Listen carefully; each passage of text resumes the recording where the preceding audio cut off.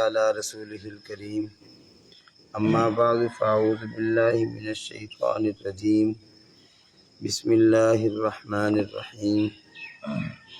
پارہ نمبر 10 سورۃ الانفال، اور پارے کا رکو نمبر 5 اور سورت کا رکو نمبر 9، آیت نمبر 67، 68 اور 69۔ بسم اللہ الرحمن الرحیم۔ ما کان لنبی ان یکون لہ اسری حتی یثخن فی الارض تریدون عرض الدنیا واللہ یرید الآخرہ واللہ عزیز حکیم۔ لولا کتاب من اللہ سبق لمسکم فیما اخذتم عذاب عظیم فکلوا مما غنمتم حلالا طیبا واتقوا اللہ ان اللہ غفور الرحیم۔ صدق اللہ العظیم۔ اللہ تعالیٰ ارشاد فرماتے ہیں، ما کان لنبی، نہیں ہے مناسب کسی نبی کے لیے، ان یکون لہ اسری، کہ ہوں اس کے پاس قیدی، حتی یثخن فی الارض، یہاں تک کہ وہ زمین میں خون خرابہ کرے۔ تریدون عرض الدنیا، وہ تم چاہتے تھے دنیا کا سامان۔ واللہ یرید الآخرہ، اور اللہ ارادہ فرماتے تھے آخرت کا۔ واللہ عزیز حکیم، اور اللہ تعالی غالب حکمتوں والے ہیں۔ لولا کتاب من اللہ، اگر نہ لکھا ہوتا اللہ کے پاس سبق کا پہلے سے، لمسکم، تو البتہ پہنچتا تم کو، فیما، اس میں، اخذتم، جو تم نے لیا ہے، یعنی مال غنیمت، عذاب عظیم، بڑا عذاب۔ فکلوا مما غنمتم، پس کھاؤ اس میں سے جو تم کو غنیمت ملا ہے، مال غنیمت، حلالا طیبا، حلال اور پاکیزہ، واتقوا اللہ، اور اللہ سے ڈرو، ان اللہ غفور الرحیم، بے شک اللہ تعالیٰ معاف فرمانے والے ہیں اور بہت زیادہ مہربان ہیں۔ کل بھی یہ بات عرض کی تھی، ان آیات مبارکہ اور اس صورت میں اللہ رب العالمین جہاد کے مختلف اصولوں کو بیان فرما رہے ہیں۔ جب غزوہ بدر ہوا تو چونکہ غزوہ بدر اسلامی تاریخ کا پہلا غزوہ ہے، پہلی لڑائی ہے جو باقاعدہ کافروں کے ساتھ ہوئی ہے، تو اس میں کچھ چیزیں ایسی پیش آئی کہ جو اس سے پہلے پیش نہیں آئی تھی، اس لیے اس کا حل کرنا ضروری تھا۔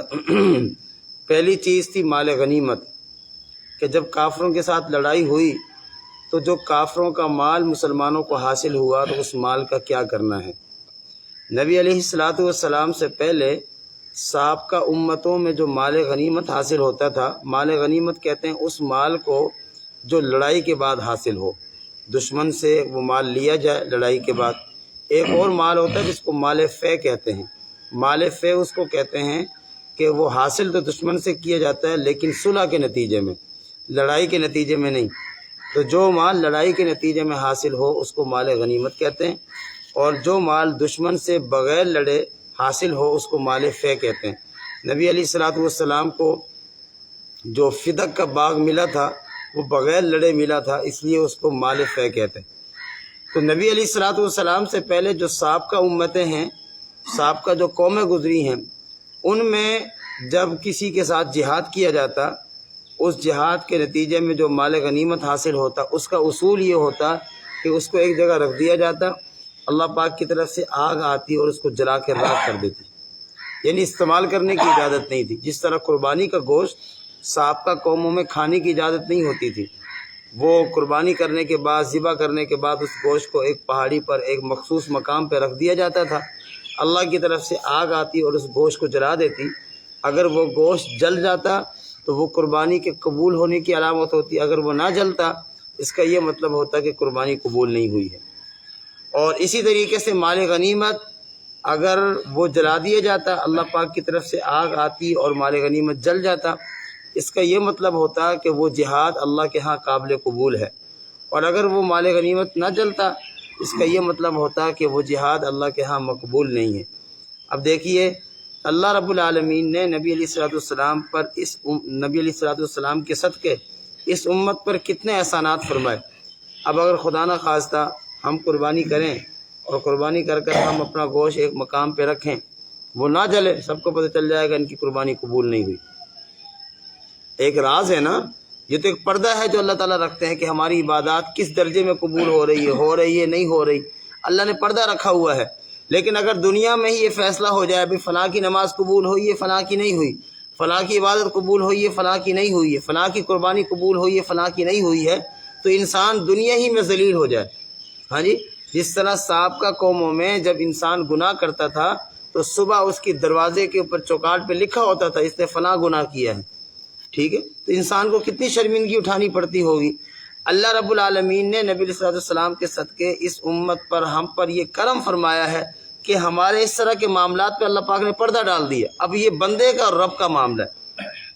تو اسی طریقے سے مال غنیمت کا اصول تھا کہ مال غنیمت جو بھی کافروں سے مال حاصل ہوتا اس کو ایک مقام پر رکھ دیا جاتا اور وہاں آگ آتی اور اس کو جلا کر خاک کر دیتی، راکھ کر دیتی۔ دوسرا احسان اللہ پاک نے اس امت پر یہ فرمایا کہ پہلے مال غنیمت استعمال کرنے کی اجازت نہیں تھی۔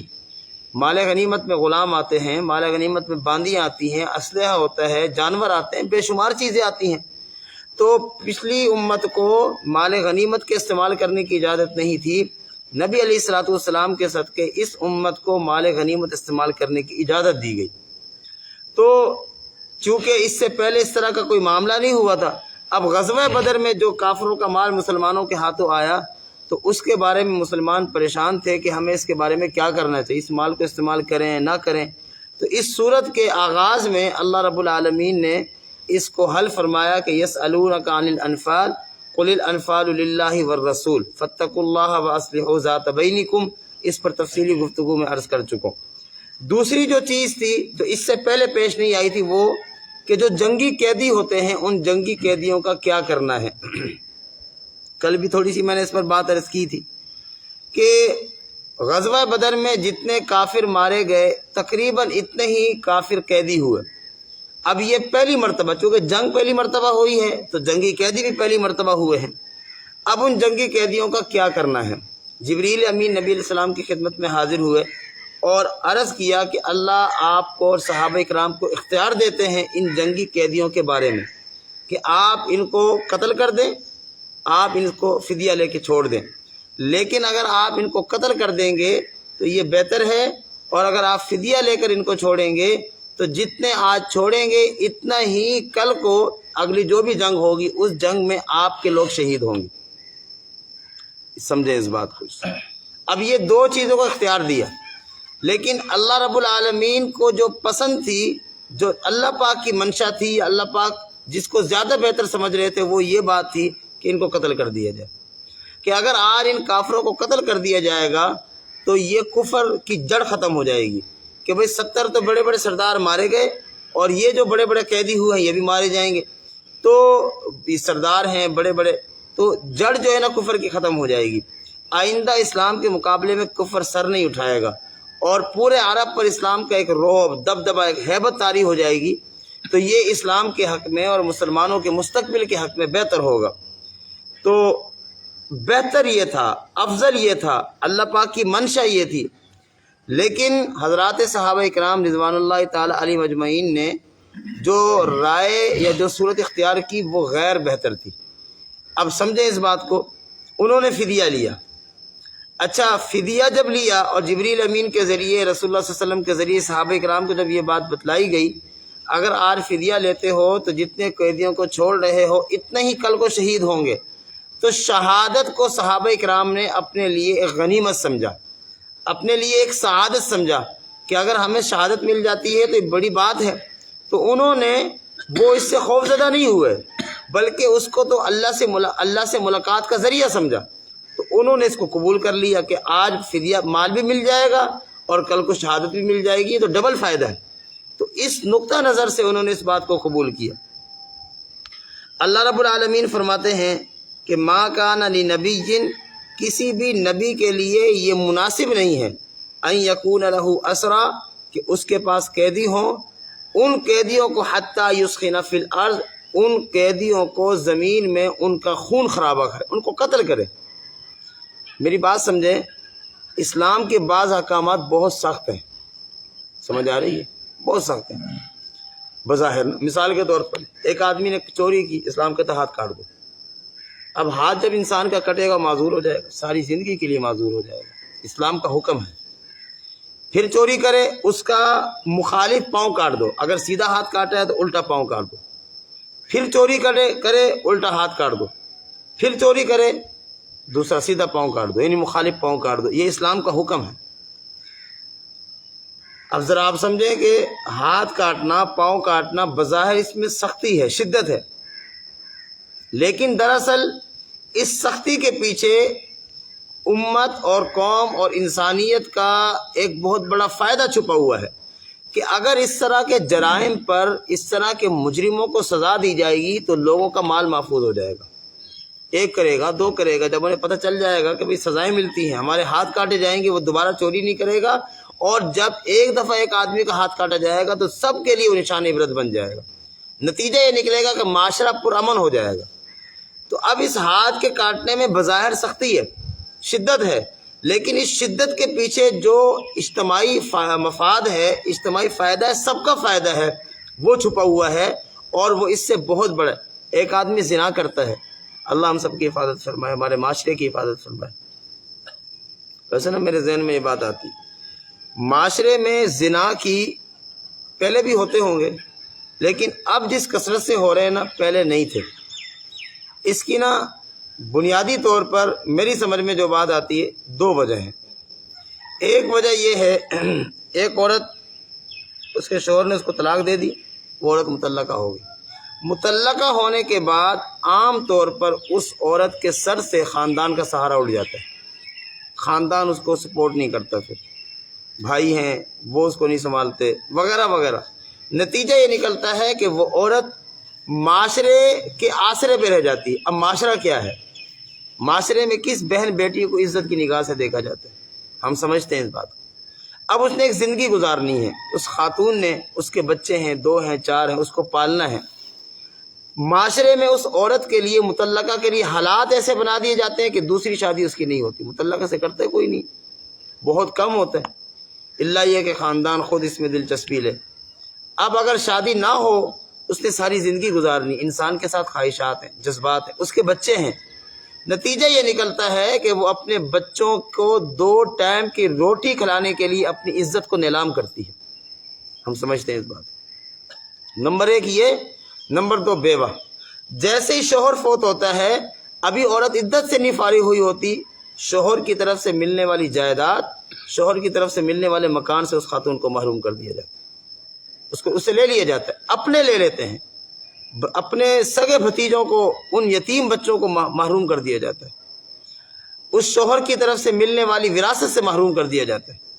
اور اس بیوہ کے والدین اگر زندہ ہوں تو کب تک زندہ رہیں گے؟ بھائی اپنی بیویوں کی وجہ سے اس کا سہارا نہیں بنتے، کہ بیویاں نہیں رکھنے دیتی ہیں۔ نتیجہ یہ نکلتا ہے کہ وہ بیوہ خاتون بھی جو ہے نا معاشرے کے سر پہ آ جاتی ہے، اور معاشرہ تو 1 کلو چینی دینے کے لیے تیار نہیں ہے، وہ 1 کلو چینی کے لیے بھی اس کی عزت کا جو ہے نا سودا کرنے کے لیے تیار ہے۔ ہمارے معاشرے کا یہ حال۔ نتیجہ یہ نکلتا ہے کہ وہ خاتون 2 ٹائم کی روٹی کھانے کے لیے، اپنے بچوں کو 2 ٹائم کی روٹی کھلانے کے لیے اپنی عزت کو نیلام کرتی ہے۔ عام طور پر معاشرے میں زنا کی بنیادی وجہ یہ ہے۔ اگر بیواؤں اور مطلقہ کا سہارا بنا جائے، جس طرح بھی بنا جائے، وہ تو ایک الگ پہلو ہے کہ کیا طریقہ اختیار کیا جائے، ان کو بے آسرا نہ چھوڑا جائے، میں پوری ذمہ داری کے ساتھ کہتا ہوں کہ معاشرے کے اندر سے 50% زنا ختم ہو جائے گی۔ ایک وجہ یہ ہے، اور دوسری وجہ موبائل کا بے جا اور غیر مناسب استعمال، بے جا اور غیر مناسب استعمال، یہ دوسری وجہ ہے کہ تعلقات بن جاتے ہیں اور ہماری بچیاں، ان کی تربیت نہیں ہوتی، ماں باپ نے ان کو اگلے نشیب و فراز نہیں سمجھائے ہوتے کہ بیٹی محبت کے چند بول کو سن کر اپنی ساری زندگی کا فیصلہ نہیں کرنا چاہیے، اس کے لیے بہت کچھ سوچنا چاہیے۔ لوگ بولتے ہیں، دو بول بول کر عزت اپنا بچی کی ساری زندگی برباد کر دیتے ہیں۔ وہ بچی جذباتی ہوتی ہے، عورت مرد کے مقابلے میں زیادہ جذباتی ہے، وہ ان جذباتی دو چار بولوں کو اپنے لیے سب کچھ سمجھتی ہے، اور اپنے گھر کو، اپنے ماں باپ کو، پورے خاندان کو داؤ پہ لگا کر اس دو چار بول محبت کے بولنے والے کے ساتھ جانے کا اور بھاگنے کا فیصلہ کرتی ہے۔ اب مجبور ہو جاتی، اس کے پاس کچھ نہیں ہوتا، اور ماں باپ اس کی اس غلطی کو ساری زندگی معاف کرنے کے لیے تیار نہیں ہوتے، ساری زندگی معاف کرنے کے لیے تیار نہیں ہوتے۔ غلطی ہو گئی ہے، کوئی بات نہیں، اب اگر اس کو ندامت ہو رہی ہے تو اس کے سر پہ ہاتھ رکھو، اس کو سنبھالو، نہیں اس کو اب دو ہی باتیں ہوتی ہیں، یا تو معاشرے کے آسرے پہ رہ جائے، یا پھر پیچھے ماں باپ کے پاس دوبارہ واپس جائے۔ واپسی کا دروازہ بند ہو گیا ہے، اب مجبور ہے، وہ معاشرے کے سر پہ رہتی ہے، تو پھر یہاں سے زنا کی ایک نئی کہانی شروع ہوتی ہے۔ بہرحال یہ ہم سب کو سمجھنا چاہیے۔ تو اللہ تعالیٰ فرماتے ہیں کہ حتیٰ یسکن فی الارض، کہ زمین میں خون خرابہ کر دیا جائے، ان کو قتل کر دیا جائے۔ تو ہاں، تو میں کہہ رہا تھا، اب ایک عورت زنا کرتی ہے، اگر وہ شادی شدہ ہے تو شریعت کیا کہتی ہے؟ اس کو سنسار کرو۔ سنسار کرنے کا طریقہ کیا ہے؟ ایک گڑھا کھودو یہاں تک، اس کو اس گڑھے میں دفن کر دو، گڑھے کے اندر کھڑا کر کے مٹی ڈال دو، اتنا حصہ اس کا باہر رہے۔ اب ایک مخصوص فاصلے سے نا اس پر پتھر مارے جائیں، پتھر مار مار کے جب تک وہ پورا اس کا سر تک وہ چھپ نہ جائے، اس وقت تک پتھر مارتے رہے۔ اب بظاہر نا بہت مشکل ہے کہ ایک خاتون کو زمین میں گاڑ کر اس کو پتھر مارنا بہت مشکل ہے، اس بات کو سمجھیں، اس میں شدت ہے، سختی ہے، اس میں کوئی شک نہیں ہے۔ لیکن دراصل سمجھیں یہ کام شریعت کیوں کروا رہی ہے؟ کہ اللہ نہ کرے آج اگر کوئی خاتون یہ کام کر رہی ہے، اس کو شریعت کی روشنی میں یہ سزا دے دی جائے، یہ سنسار کر دیا جائے، تو اس ایک عورت کی وجہ سے معاشرے کی ساری عورتوں کی عزت بچ جائے گی۔ پہلو یہ ہے، پس منظر یہ ہے۔ اسی طریقے سے اگر مرد شادی شدہ ہے اور وہ زنا کر رہا ہے، اس کو بھی سنسار کیا جائے۔ اب ظاہر سی بات ہے، سنسار کرتے وقت جب اس کو مارا جا رہا، دنیا دیکھے گی کیسا مشکل ہے، یہ انسان اب بس اوقات نہیں کر پاتا، لیکن کرنا ہے، شریعت کا حکم ہے، قاضی کرواتا ہے اپنی نگرانی میں۔ مقصد کیا ہے کہ اگر آج اس آدمی کو سزا دے دی تو ساری زندگی کے لیے یہ آدمی اور اس کی وجہ سے معاشرے کے اس طرح کے جو لوگ ہیں اس جرم سے بچ جائیں گے، اور نتیجہ نکلے گا کہ معاشرہ جرائم سے پاک ہو جائے گا۔ شریعت یہ چاہتی ہے۔ تو میں کہہ رہا ہوں بعض شریعت کے حکم میں بڑی سختی ہے، لیکن دراصل اس سختی کے پیچھے بہت بڑا فائدہ چھپا ہوا ہے۔ اللہ پاک ہمیں سمجھنے کی توفیق عطا فرمائے۔